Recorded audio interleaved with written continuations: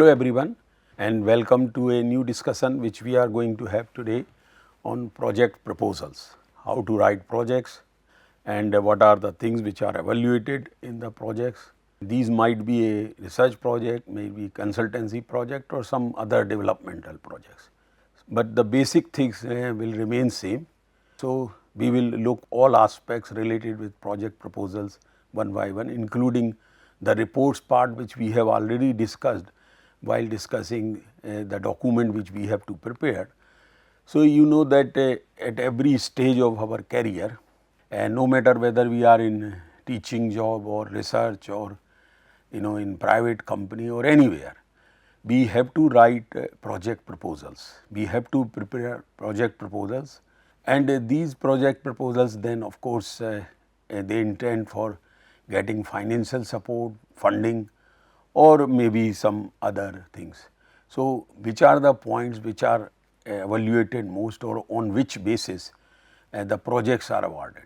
So, this is as mentioned that the domain of working may be different, but it is always required to prepare such documents. Now, of course, the format for these project proposals are many times very different, and suppose if I talk in India and like a Department of Science and Technology or Ministry of Sciences, Earth Science, they ask the project proposals into given format. But most of the other private or international funding, their project proposal formats are sometimes different. But if you look overall, they keep asking the objectives and how the work plan and then of course the funding and budget requirements and then finally that credentials of the proposers. So, these are the things which are important here. So, therefore, we should always prepare project proposals as closely as possible to the whatever the sponsors are asking. So, like there might be a list of thrust areas in case of research projects, or might be a sponsor, maybe a private sponsor specifically want a project proposal to do certain developmental work or certain investigations also. And then they may have different interest and no one would like to compromise on their interest. So, that is why the formats are fixed, and this is how these things are evaluated word over. So, one of the I would say secret that there is no published list of judges or reviewers available, and most of the times your project proposals are reviewed blindly, means we do not know who are going to review those project proposals. It is same case in case of research publications in journals, we do not know. So, these are the blind for a proposer or a manuscript author, he does not know who is going to be reviewing, and then we do not know how to align our project proposals according to the experts or judges or whoever is there. But nonetheless, our focus should be to have all key components of a project proposal. So, one by one we will be going what are those key components. Of course, the title. So, when we started discussing under this course the title, the same importance is also here. It is very important for any project proposal, and you remember that title must be brief, focused, and it should tell what is inside the document. Similarly, it should tell the title should indicate what is inside a research publication. So, here it has to be very focused, very concisely written title, and also it should be intriguing that the person who first time goes through the title should find interesting that he starts reading further. So, the best technique is to spend some time while developing the title or possible title for a project proposal. Another thing that we may prepare 2-3 titles and then discuss with our colleagues, friends, and sometimes also we research scholars or students we discuss, and then we finalize the title. So, title is very important thing. Another thing is abstract or summary, which is in different forms. It is asked by the project sponsors and their format. So, abstract again those same conditions as when we were discussing how to write abstract. So, abstract generally here it is written in a very brief form, maximum 1 page, and what abstract should contain the most important component of the proposal here, because this abstract is about the work which we are going to propose under a particular project proposal. It is not the typical abstract in case of a manuscript or a thesis or a dissertation or at all. So, it is a different kind of abstracts, but nonetheless it should show all important things of the project proposal. Because you know that after reading the title, the expert or judge or whoever is the reviewer would first, after reading the title, will go and read the abstract. So, if it is he finds interesting, then he would read further, and as he keeps reading further and further, then the chances of getting funding becomes highly likely. So, this is very important step, which is second important step of a project proposal document.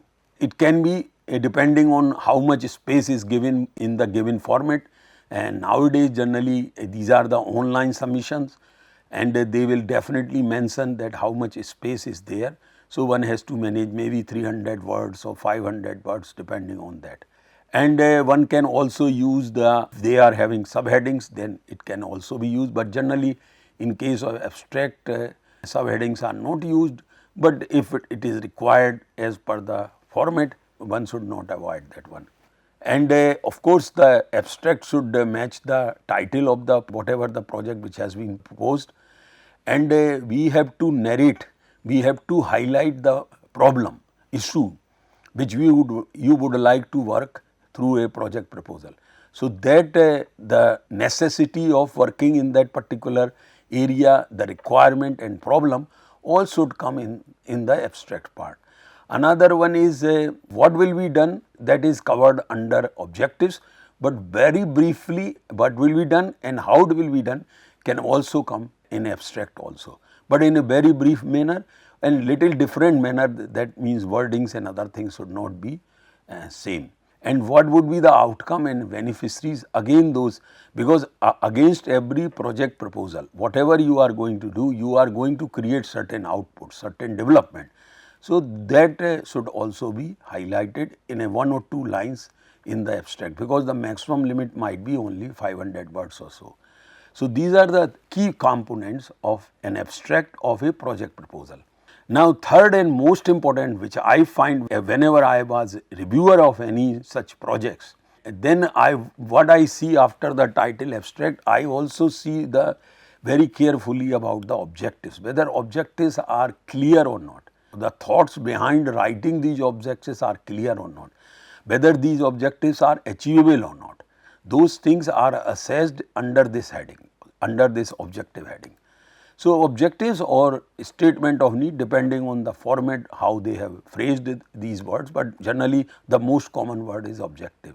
So, what are the problems or what are the issues you are going to solve or you are going to address, and how it is important, that can also be very briefly. And objective, in my opinion, should always be written in bullet form, one point after another, and there should not be many objectives either.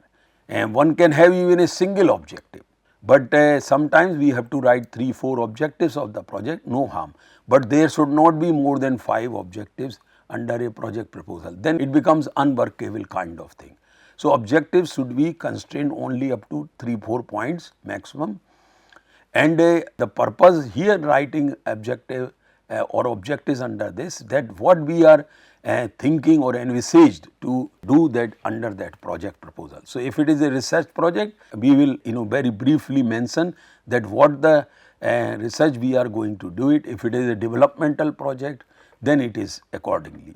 And another important thing is that whenever a project proposal is prepared, the first thing is that one should do the research, that what kind of research gaps are there, what is the gap in the knowledge, and those points should be attempted, or those points should be listed in the under this objectives heading.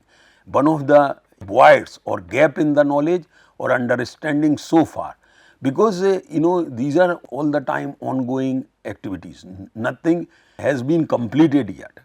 On every stream there are still some gaps might be. So, we have to first find out those gaps and then try to mention those gaps under this objective, that these are the gaps which we are going to fill, or this is the knowledge we are going to develop.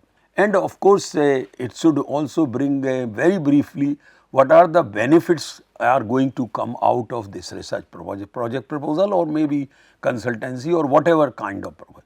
Because after all, anything which is being done for which a lot of money might be spent, so there should be always benefit to science, benefit to the engineering, benefit to organization, or benefit to the nation, and that kind of thing. And why hasn't this issue been addressed sufficiently in the past? Basically, it is linking with the gap, that why this has not been so far addressed by others. And you have, after doing that kind of research, you have found that these are the things which against which we do not have sufficient knowledge, and that is why that project proposal is there. Now, under this objectives or statement of need, we can also think that who else will be working in this field, and maybe national and international status. So, in many project proposals in the format, these things are always asked, that what is the national and international status of that research or the stream which you are choosing or proposing under this project proposal. So, we have to provide again in a very brief and concise manner that what is the status of that knowledge or research in the nation and whatever in the international level. Also, you have to demonstrate the proposers or your knowledge of the field. What we are talking here is about the credentials about a person, which it is important here very briefly, but later on the credentials, biodata, CV are also attached with a project proposal. So, whoever would review would see that these are the objectives and what are the credentials of a person or a group of persons who are proposing, whether they are really having a background of that or not. So, that kind of thing is also relevant, very much relevant. Provide convincing evidence that you are proposing does not duplicate other work. This is again as important as other thoughts in this, that you have to provide in the objectives section that there is no such work has been done in the past, and therefore, such kind of projects should be supported. Now, sometimes this is a problem which one might face whenever somebody is bringing a new project proposal, absolutely a new idea, new project proposal, and may not be appreciated when you go for review work or presentation work also, because you know that after the review there might be a expert committee meeting in which you have to project or present your project proposal. So, many times people do not appreciate that if it is a new work, then there are no references, and they may say, since there are no references, that means it is not going to work, and it may be otherwise also, that the idea which you are bringing is absolutely new, and therefore, not many people so far or no one has really worked on that area.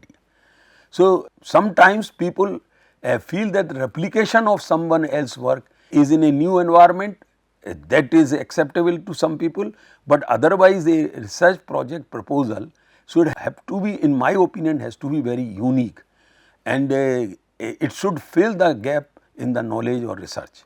So, replication of someone else's work should be always avoided, except that sometimes what happens, that suppose in our field of earth sciences or in many other fields, you know that geology of an area is completely different than others. What I am trying to say, that geology or subsurface geology of each area is unique, there is no duplication whatsoever. So, therefore, this replication might not imply there, but in other fields and that is also there. So, one should definitely avoid, and how it can be avoided, that once I have decided to propose a project proposal in a certain field, then I should do the research and find out what kind of work has already been done, what are the gaps, and then this replication of someone works will, this issue will not come at all. Therefore, as just mentioned, that always one should try to propose the original idea. Sometimes you do not get the support, people may say it is not going to work, but does not matter. In my opinion, the original idea will really pay in long terms, and you may get initially may not get good funding, but later on once you start showing the results, you may get good funding here. So, chances of funding might be very high, and let me narrate one of the experiences which I have gone through this one. Once I made a project proposal, and I was called for to make a presentation in front of experts committee, and after 2-3 slides one of the experts mentioned that since there are only one reference given in the project proposal format, and then he said that I think the work which you are going to propose is not going to work at all. But then I had to defend and say very blatantly or directly that it also does not mean that it is not going to work. It also means that this is a original idea, and therefore not many people nationally or internationally have worked, and that is why in a national or international status in the field that point comes here. So, when people have not worked on that idea, then there are gap in the knowledge, and this gap has to be filled. This is what the project proposal is. So, after some time somebody said that before I end my presentation, that whatever you are proposing is fine, but it is not going to bear much results or that kind of thing. So, again I have to say that I never thought that the organization for which I went for funding, I told that I never knew that this organization only supports replication or duplication of research which has been done in the western world. So, I am sorry, I am withdrawing my project proposal, and then the people from organization side, they said no, first you complete your presentation and then you can leave, but before that you should not leave. And then I made a project presentation. Nobody asked further any questions, and I left. And in the evening when I met the officials of the ministry, and they said that we have supported your project. So, it was really a pleasant surprise for me that why my project proposal has been supported when most of the experts were not in favor of supporting such research. And then what happened that after 3-4 months, I was chosen as one of the experts in the same committee which was initially not happy with my project proposals, because after 1 year I showed results, published work, and then finally I started getting support from most of the members of the committee. So, whenever you bring telling my own experience or sharing or narrating my own experience here is that try to always work on original idea. Always try to propose original idea. There might be lot of resistance initially, but does not matter, and if you get the funding, then it will really pay in a long time. But if you think that a duplication, replication or changing one place to another area or so will bear good results, good recognition, I do not think so. So, that always try to work on the original idea and propose. The chances of getting funding depends on what kind of experts they are sitting there, but one should not lose own focus, should keep the focus on original idea. Now, the fourth and another important component of a research project proposal or a consultancy project proposal is what kind of project activities we are proposing, what is going to be the methodology, what is going to be the output. So, these three components are here.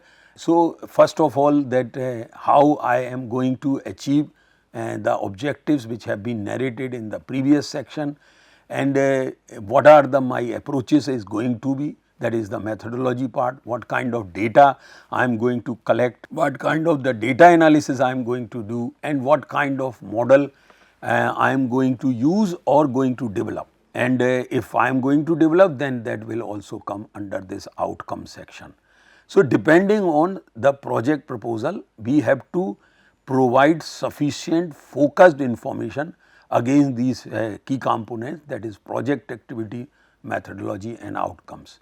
If there are very specific activities involved in the proposed project, then we should mention and sometimes there are collaborated projects. So, we can mention very clearly that this activity will be done by such and such people or this organization, and other activity will be done by this. So, there are no problems. At the stage of project proposal, one should very clearly mention that who is going to do what. That will always help to run a project and can bring a good results. But if these are the things which have not been pointed out very clearly in the project proposal, then the entire project, if it is awarded, will have a problem later on while working. Another important thing is the timeline, because like if I give the example of a research project proposal, typically in India, we are having a timeline of 3 years, sometimes they ask for 2 years, or sometimes maybe within 6 months also. Similarly, for consultancy projects, the time is not much there. So, maybe 3 months, 6 months, maximum 1 year may be given for a consultancy project. So, timeline of all activities should be very clearly mentioned, and if it is possible, present all these things in form of tables, charts and other things. The timeline or work plan can easily be presented in form of charts or table also. Now, the data, whether you are going to generate data or you are going to use someone's data, so that also should be mentioned here. Crystallize data, break up pages of narrative and convey extensive information well in a limited space. That means in a very brief and concise manner, all these information should come. Now, another key component which is methodology, how the work is going to be done. And so, this is another essential piece, important component of a research project or a project proposal. In both ways, be quantitative way and qualitative way, how these are feasible, these methodologies, how they are going to work. And of course, we have to be very clear about methodology we have to use. And then another important thing here, again we can use flow charts showing different steps which are proposed in the project proposal under this methodology heading. That will help the reviewer to see that how the work will go through different steps. Instead of writing in the text form, if a flow chart is prepared of the work plan, that is always very good. Now, one of the again important point, that whatever the outcome is going to be, how it will be disseminated, how it will be, whether you are going to publish or whether you are going to advertise or do the groundwork, or maybe some project might be related with really directly with the society, villages or other things. So, how you are going to disseminate this information or the achievements of the projects which have been achieved under these goals and other things, that should also be very clearly mentioned. Basically, what we are talking about are the benefits. The benefits will come, or the outcome which will come under this any project proposal, how it would be shared with the people. So, that should be there, whether your output is going to be helpful to policy makers. You may approach depending on what kind of work, for the publications, maybe through media, or whether it is going to be affected certain part of population. That kind of thing should also be highlighted, because whoever is going to fund your project, the organization, they would like to know what are the benefits or beneficiaries of the project. So, this is how this should be described. Also, how one would publish the work, where it will be brought, all those things. So, again in the dissemination of the information or outcome, one has to be very creative, maybe sending an article to a journal manuscript. Typical in research project, this is what we do, that we try to publish in a reputed journal, and sometimes we have to share the informations with the media also. If it is it is not creating any sensation or other things, it is always good to share the outcomes. And then maybe for popular periodicals and not high impact factor journals, but lower, so that our dissemination of the information becomes or the information becomes available easily to the public. And another very good activity of showing the project outputs, are through the conferences or the presentations made in the conferences. Maybe community outreach activities, that is another thing, maybe to presenting the outcome to the policy makers, maybe for community groups, etc. So, these are the things. The advantage of presenting in a scientific conferences or otherwise conferences is that suppose in the I am middle of the project which I am doing, and I go and make the presentation on the work which I have already done, maybe halfway through. But when I go and make a presentation, many times there are good suggestions would come through once we complete the presentation. People may ask in the audience the questions, so which we can consider very seriously and can try to improve our approach in midway. Or some people might give you suggestions that instead of this data set, you should have used this data set, or instead of this methodology, a new methodology can be used, or model you can use likewise. So, it is always good that whenever somebody is doing a project, one should always try to expose the work outcomes through a conference, and that will really help to improve our work. Nowadays, if it is a very big project, one can also think of launching a website or blog or other things. Basically, the purpose here to share to the world that what kind of work is being done or has been done. So, this is always important. Also, sometimes we can share our work with the peers, and those matters, and maybe experts of certain committee or so that they know that what kind of work has been created or what output has come. So, papers, press release, videos, depending on the work. All work should not go for press or videos or other thing, but depending on the work they are there. Now, another important component of a research project proposal or a consultancy project proposal is the budget and continuation funding. So, budget is important. After a reviewer, once he sees the title, read the abstract, read the objectives, then the next focus point is the budget. Because based on the objectives, if budget is too high, then there are problems might be during this stage of review. So, one has to make a very nice, well calculated, well thought budget. It should not be too high, it should not be too low. So, it should actual budget, basically what are the expenditures which are going to happen during that work of that whatever the work which is being proposed, that should come very clearly. And always these project proposal formats will ask you to prepare the budget in a tabular form, and one should always try to narrate or bring all points and sub points, means each item against which the expenditure is going to incur. All those items, because if you just write salary 10 lakh rupees, then it is not convincing. But if you break up that I am going to have a lab staff, I am going to have a junior research fellow, I am going to have a senior research fellow, and then their salary, the prevailing fellowships and other things, and then the total should come.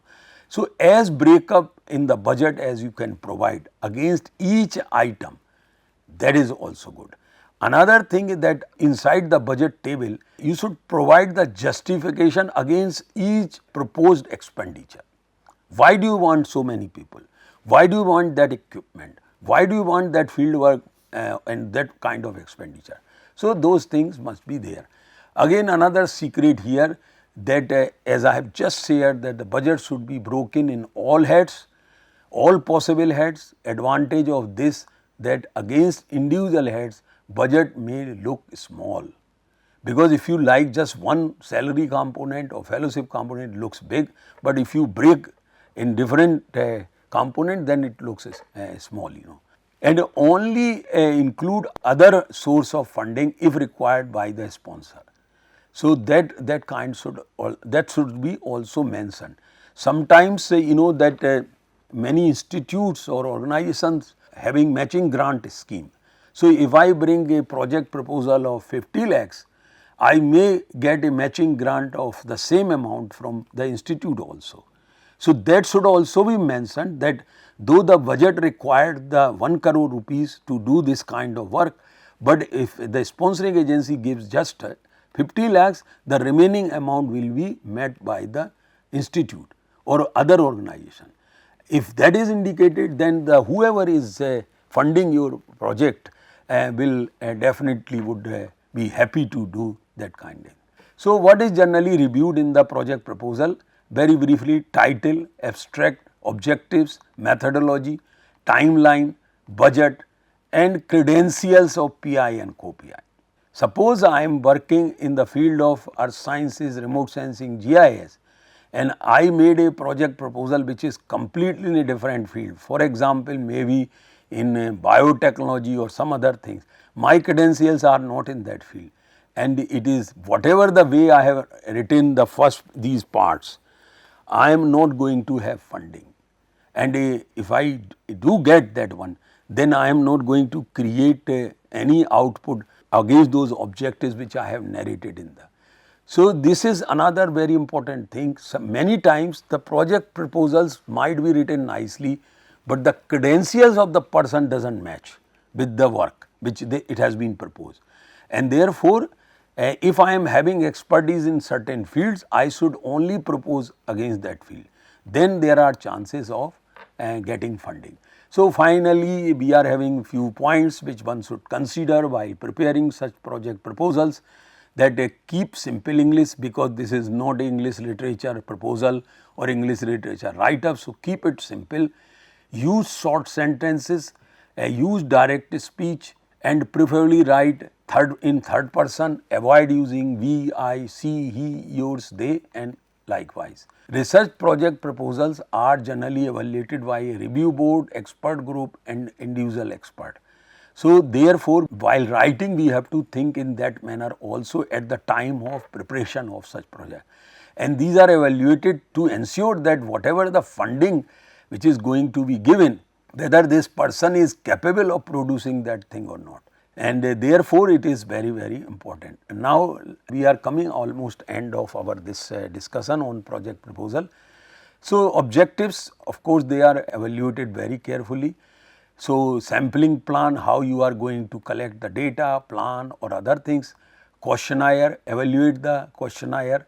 Sometimes that is also provided to you while you prepare a project proposal. So, you know that against which points your project will be evaluated. Data collection approach, that is another thing that is there. Data processing approach, that is also evaluated. Analysis, they will also evaluate how the data, once the data has been collected, how the analysis is going to be done, when the samples are connected, whether they are going to be analyzed in the lab, what kind of standards, what kind of instruments already available, what new things you are want, all these things will be evaluated. And also deliverables, evaluate the deliverables, that is also checked or evaluated. Specific project type, always try to be focused project, not a very generalized project. Organization culture, that is another important, consider the whoever is going to support, what kind of organization culture they are there. And then other things are like consider the marginal skills, impact, what kind of impact it is going to create, feasibility, whether the project proposal which you are giving is really feasible or not with the given time frame and available resources, that is another important thing one should keep in mind. So, we are coming to the last few points of this discussion, that we should raise some questions to ourselves before finalizing our project proposal.